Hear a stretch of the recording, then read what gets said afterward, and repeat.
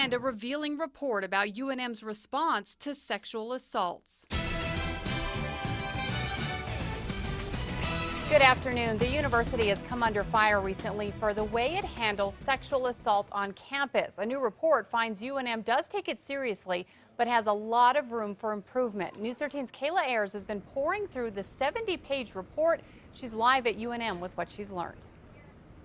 Well, Kim, the university hired a New York law firm to look into its sexual assault policies after a complaint over a recent case, and the firm found a lot of confusion. A 70-page report just released today shows there's a lot of confusion among students and staff surrounding UNM's sexual assault policies. Tell us, the university, if we're doing something wrong. The report from a New York law firm found as of this fall, the university had too many policies, 17 at the time, on sexual violence. They say it was too confusing and recommended UNM simplify them to make them more effective.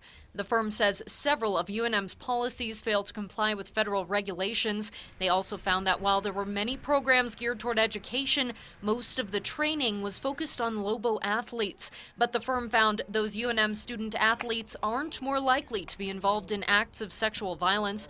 The report mentions the two UNM football players who were charged with rape last year. Their charges were eventually dropped. It seemed like a fairly typical college campus. Jill Pilgrim headed up the report. She says they found that UNM has an equal number of sexual violence cases as other schools of similar size. What's going on here is no different than what's going on everywhere, and it's very, very difficult to address sexual violence. The presentation of the report drew a crowd of onlookers. I think that it was important. I think it's a good step forward.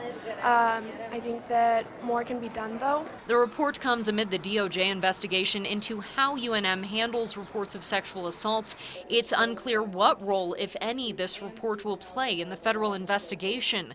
But UNM's Dean of Students says they're already addressing issues from the report. We're definitely going to take the recommendations from the report, and we're going to start working on those immediately.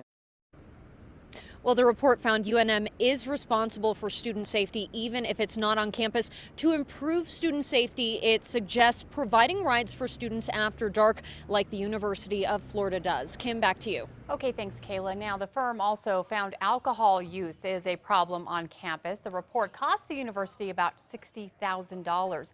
You can read all of it at krqe.com.